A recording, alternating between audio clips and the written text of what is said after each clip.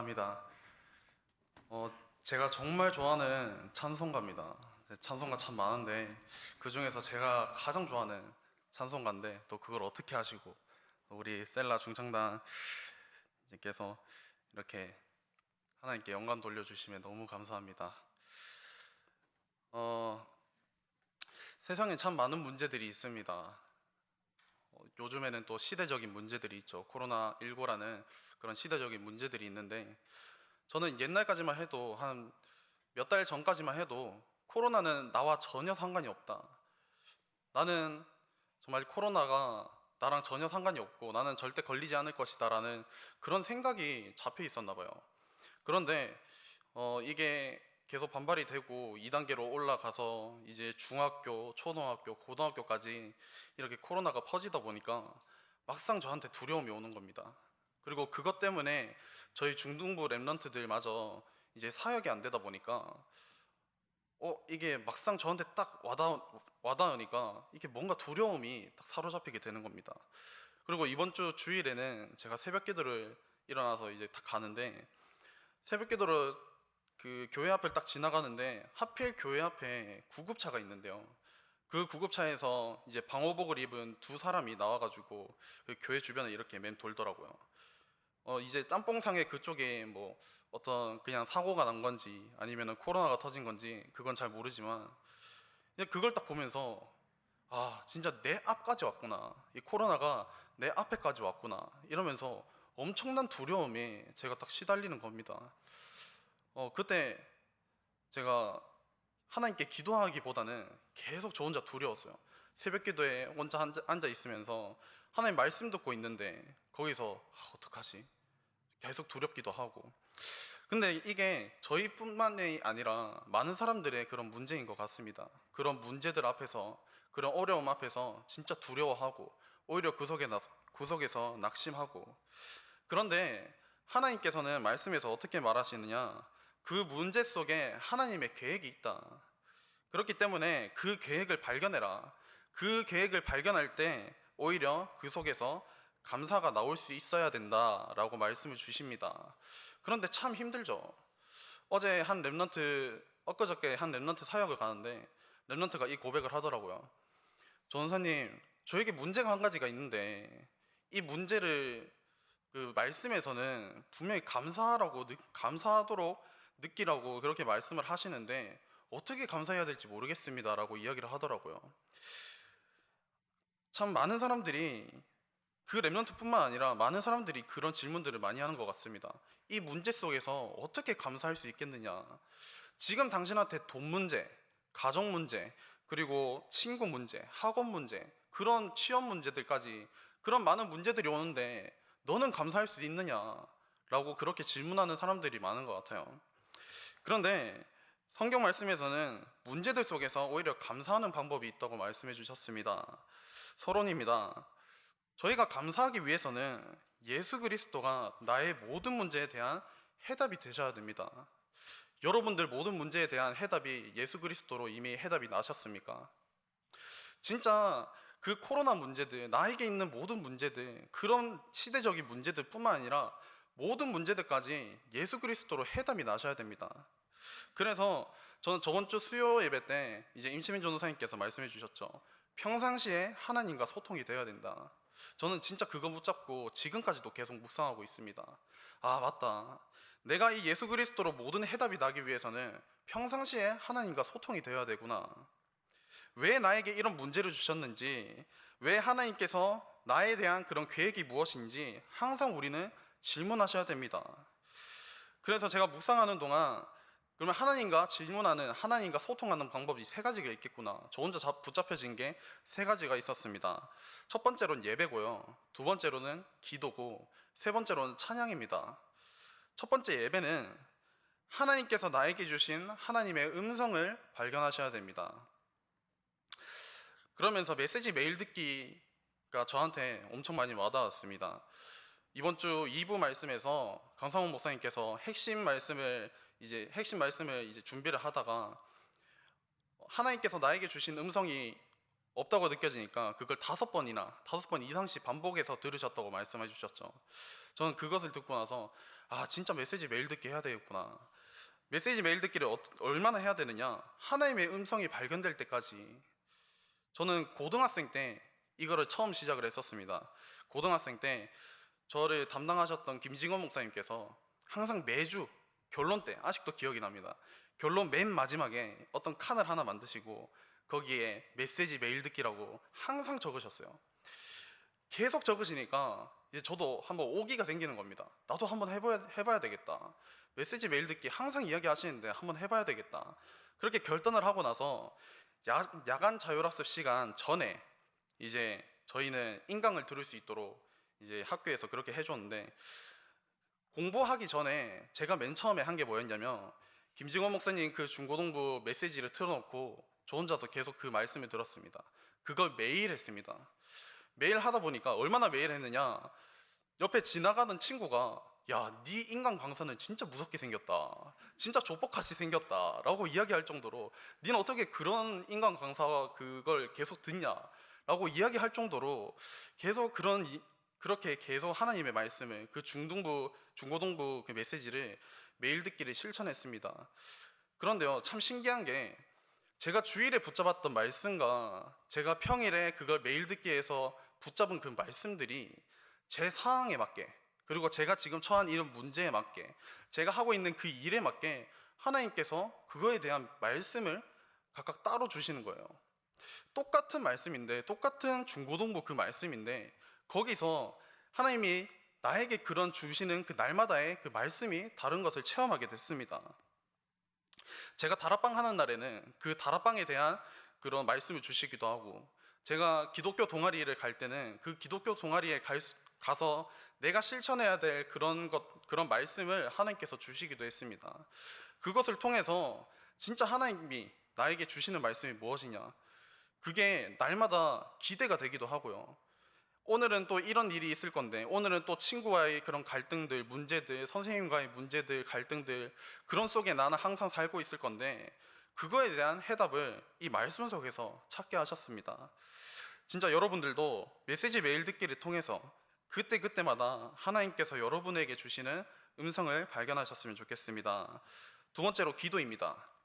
기도는 하나님께서 나에게 주신 그 음성과 말씀을 붙잡고 묵상하셔야 됩니다. 내가 처한 상황들, 그리고 나에게 있는 문제와 어려움들, 그리고 가정, 가문, 현장을 놓고 진짜 말씀 가지고 함께 기도하셔야 됩니다. 세 번째로는 찬양인데요, 이사야 43장 21절 말씀에 보면은 하나님께서 우리 인간을 만드신 이유가 나옵니다. 이 백성은 내가 나를 위하여 지었나니 나를 찬송하게 하려 함이니라. 이게 우리 인간의 본분이죠. 하나님께서 우리를 인간을 만드신 이유가 무엇이냐? 나를 찬송하게 하려 함이니라. 우리의 본분은 하나님을 찬양해야 되는 겁니다. 그렇기 때문에 저희는 다윗과 같은, 정말 바울과 같은 그런 찬양을 하셨으면 좋겠습니다. 어떤 상황 속에서도, 어떤 문제와 어떤 어려움 속에서도 나의 생각과 나의 마음들, 그리고 나의 중심은 오직 하나님께 드리는 저와 여러분들이 되셨으면 좋겠습니다. 그렇기 때문에 우리가 하나님께 진짜 찬양 드릴 때 그냥 노래처럼 흥얼흥얼거리는 것이 아니라 내 온 마음을 다하여서, 내 모든 중심을 다하여서 하나님께 찬양 드릴 때 다윗처럼 악신이 떠나가고 바울처럼 그 현장이 살아나고 제자가 일어나는 그런 찬양을 하는 저와 여러분들이 되시길 기도하겠습니다. 이 세 가지가 제가 이번 2021년도 찬양 예배자 학교를 이제 받게 되었는데요, 이 찬양 예배자 학교를 이끌어갈 그런 기도 제목으로 이게 붙잡혀지는 겁니다. 평상시에 우리 렘넌트들이 예배와 기도, 찬양으로 인해서 하나님과 소통할 수 있도록, 이게 제가 붙잡고 있는 이 찬양 예배자 학교 기도 제목입니다. 지금 찬양 예배자 학교가 코로나 심각 단계로 인해서 봄학기는 이제 이렇게 회의를 하고 나서 취소가 되었습니다. 하지만 비대면으로 우리 렘넌트들과 영적으로 소통할 수 있는 방법이 무엇일까, 계속 그걸 강구하면서 이렇게 회의를 하면서 진행해갈 예정에 있습니다. 정말 찬양 예배자 학교를 통해서 우리 렘넌트들이 올바른 예배자로 진짜 하나님을 섬기는, 진짜 내 온 마음을 다하여서 다윗과 같은, 바울과 같은 그런 찬양하는 예배자로 설 수 있도록 다 같이 기도해 주시길 부탁드리겠습니다. 본론입니다. 내게 있는 문제 속에서 나는 감사하기 위해서 나에게 왜 이런 고난이 오는지, 왜 하나님께서 광야에 40년 동안 있게 하셨는지에 대해서 아셔야 합니다. 이걸 알 때 진짜 내 문제 속에서 감사가 나오게 됩니다. 우리는 전무후무한 백성이며 우리는 하나님께서는 전무후무한 응답을 주시려고 하며 전무후무한 미래를 우리에게 허락해 주셨습니다. 전무후무의 뜻은요, 전에도 없었고 후에도 없을 일을 뜻합니다. 앞으로도 경험하기 어려우며 놀랍고 뛰어난 것을 가리킨다고 사전적 의미가 적혀져 있더라고요. 하나님께서는 우리를 통해서 전에도 없었고 앞으로도 경험하기 힘든 놀라운 일을 우리에게 허락하셨습니다. 이런 전무후무의 축복을 누리는 저와 여러분들이 되셨으면 좋겠습니다. 그렇기 때문에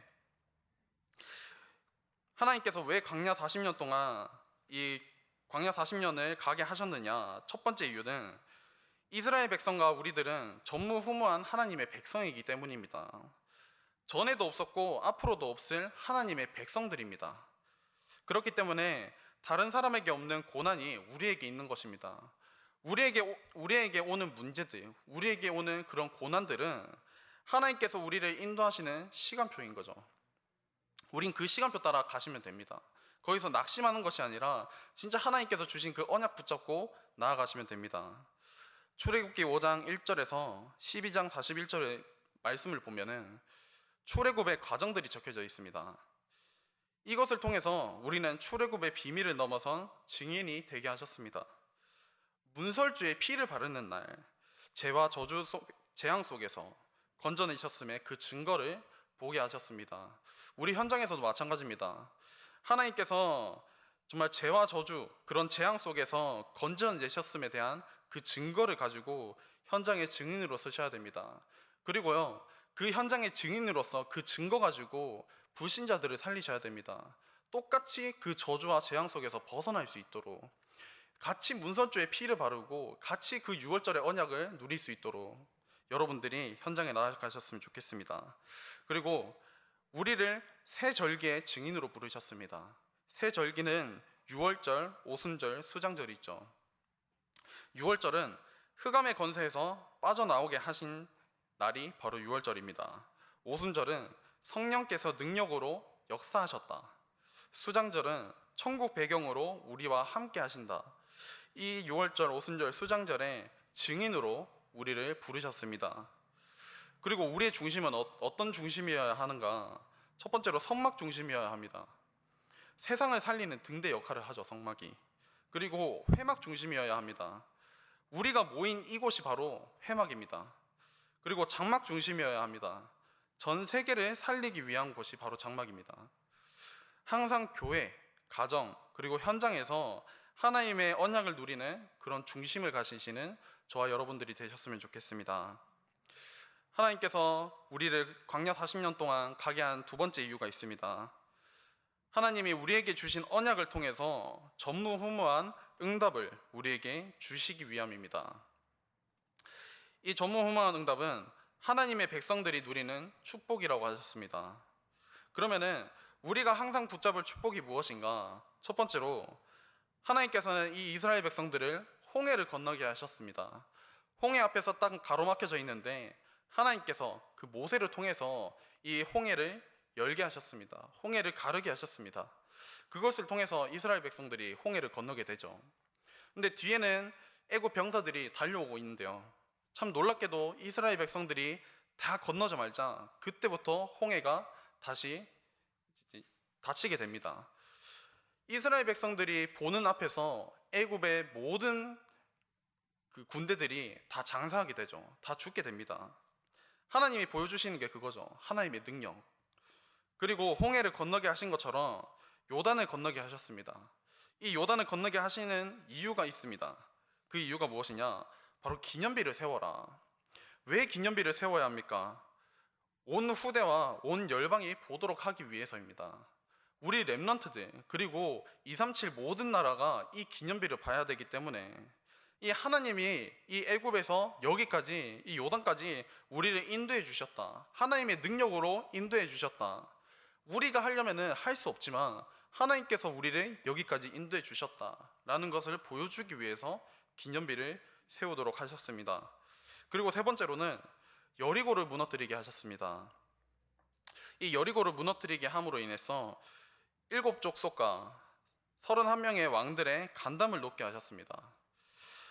하나님께서 우리를 통해서 하시는 모든 일들이, 여러분들이 현장에 나아가서 하시는 모든 일들이 정말 현장에 있는 흑암 세력의 간담을 놓게 만드는 것임을 굳게 믿으시길 바라겠습니다. 네 번째입니다. 아모리 전투를 하게 됩니다. 이 아모리 전투를 통해서 여리고를 무너뜨릴 때는 7족속과 31명의 왕들의 간담이 높게 하셨지만 이 아모리 전투를 통해서는 7족속뿐만 아니라 열방의 나라, 정말 전 세계까지 하나님의 살아계심에 증거하는 일이 나타나게 됩니다. 그리고 마지막 5번째는요, 안악산지를 찾아가게 하십니다. 갈렙이 거기서 중요한 그런 고백을 하게 되죠. 주여, 이 산지를 내게 주옵소서. 하나님, 이 산지를 내게 주세요. 이때 갈렙의 나이는 85이라는 그런 늙은 나이에도 불구하고 하나님의 언약 성취를 향해서 나아갑니다. 하나님께서 약속하신 그 땅을 위해서 나아가는 거죠. 그런 늙은 나이에도 불구하고 하나님의 언약 성취를 위해서는 내 한 몸을 바쳐서라도 나아가겠다. 그런 믿음이 있으시길 바라겠습니다. 왜 이런 응답을 주시는가? 하나님의 인도를 평생 잊지 않게 하기 위함입니다. 하나님께서 능력으로 하나님께서 우리를 인도해 나가셨는데 그 인도를 평생 잊지 않게 하기 위함입니다. 그렇기 때문에 우리는 항상 그 말씀을 묵상하고 정말 이 언약의 말씀이 나에게 각인이 되고 뿌리가 되고 체질이 되길 바라겠습니다. 하나님께서 왜 우리를 광야 40년 동안 보내셨는가? 마지막 세 번째는 전무후무한 미래가 올 것이고 하나님께서 그것을 허락하셨기 때문입니다. 그렇기 때문에 지금부터 우리가 해야 될 것이 있습니다. 요즘 많이 나오고 있는 7대 흐름을 가지고 기도해라는 것입니다. 참 7대 흐름 많이 듣는데 참 저도 많이 어려운 것 같습니다. 그 7대 흐름이 무엇이냐? 첫 번째로는 늘 기도 속에서 성삼위 하나님을 누려라. 내 기도 속에 항상 그 성삼위 하나님을 누리는 기도가 되어져야 한다는 뜻입니다. 그 속에서 나오는 신분과 권세를 누리는 기도가 되어야 한다. 그게 첫 번째입니다. 두 번째는 나에게 문제가 왔을 때마다, 나에게 어려움이 왔을 때마다 10가지의 비밀을 붙잡아라.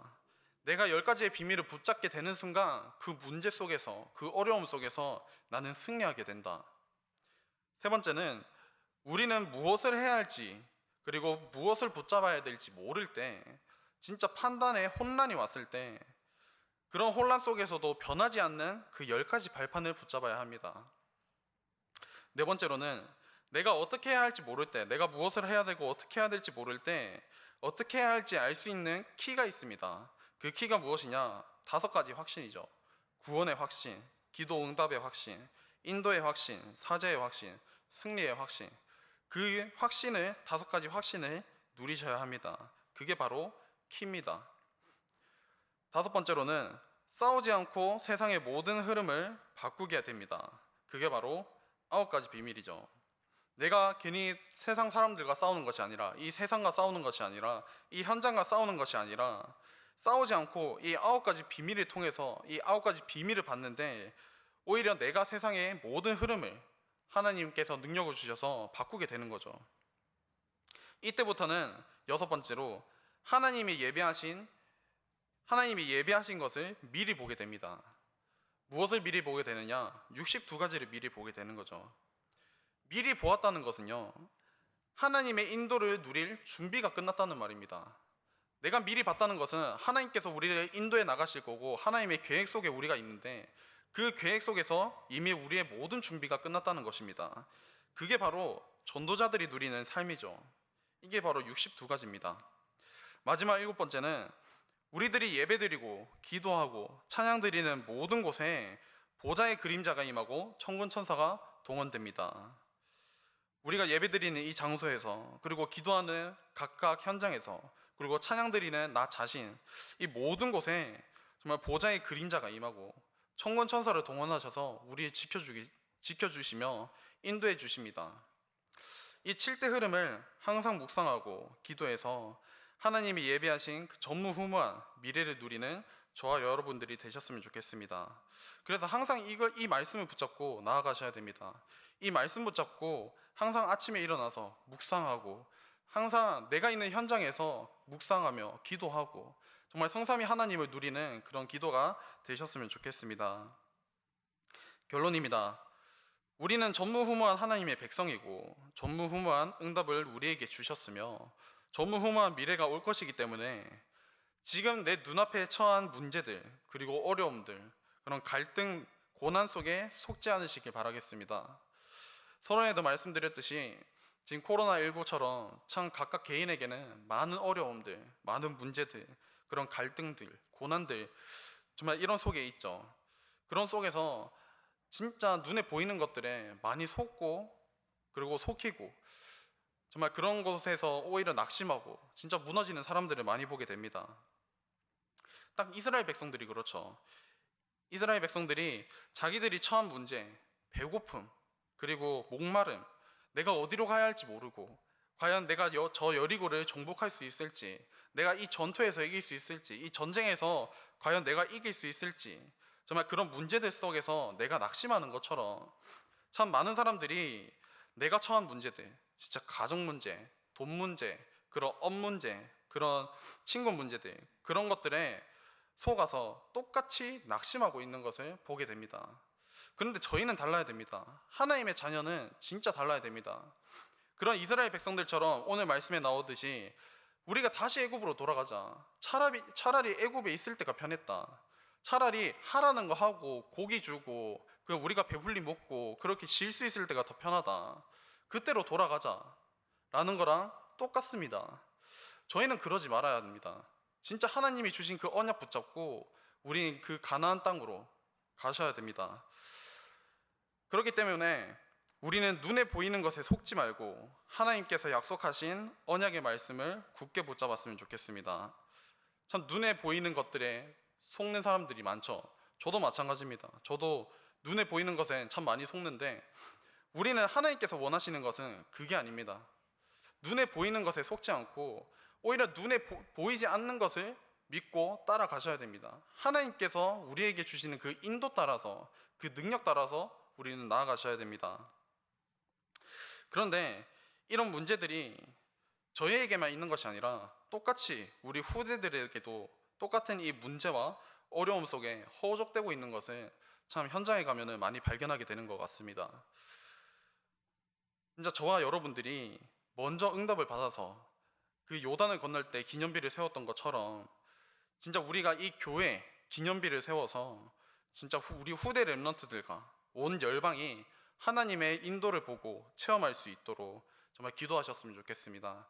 저희가 그런 교회가 될 수 있도록 그런 응답을 받을 수 있도록 그런 모델적인 교회가 될 수 있도록 함께 기도해 주셨으면 좋겠습니다. 우리가 성전 건축을 하는 이유가 우리 렘넌트들의 본이 되기 위해서 진짜 우리 렘넌트들이 이 교회에서 문화생활도 하고 진짜 영성도 쌓고 기능도 쌓고 진짜 이 교회를 통해서 정말 이 세계복음화 237 치유 서밋이 살아날 수 있도록 진짜 그런 본이 되는 그런 모델이 되는 우리 교회가 됐으면 좋겠습니다. 그렇기 때문에 237 치유 서밋을 살리는 기념비를 세울 수 있도록 그 증인으로서는 우리 임마누엘 울산교회 가족분들이 되시길 바라겠습니다. 그걸 놓고 우리 렘넌트들을 위해서 각 교육기관을 놓고 그리고 우리 성전 건축을 놓고 함께 기도하셨으면 좋겠습니다. 지금 참 성전 건축도 마찬가지고 그 각 교육기관도 이런 많은 문제들을 통해서 참 많이 기도할 때인 것 같습니다. 진짜 우리 성도님들께서 먼저 렘넌트들의 본이 되셔서 진짜 이 교회를 놓고 기도해 주시는 우리 임마누엘 울산교회 가족분들이 되셨으면 좋겠습니다. 기도하겠습니다. 하나님 아버지 감사합니다. 오늘도 하나님께 예배드리고 기도드리며 찬양드리게 해주심에 감사드립니다. 오늘 주신 말씀처럼 왜 40년 동안 광야에 있게 하셨는지 이유와 계획을 발견하는 한 주가 되게 하옵소서. 저희를 전무후무한 백성으로 부르시고 전무후무한 응답을 주셨고 전무후무한 미래를 허락해 주셨습니다. 저희의 정체성을 항상 누리고 감사하며 237 치유 서밋 살릴 기념비를 세울 수 있도록 축복하옵소서. 우리들 개인의 현장에는 많은 문제와 어려움들이 있습니다. 눈에 보이는 것에 속지 않게 하시고 하나님의 계획을 발견할 수 있도록 인도하여 주옵소서. 지금도 살아계신 예수 그리스도 이름으로 기도드렸습니다. 아멘.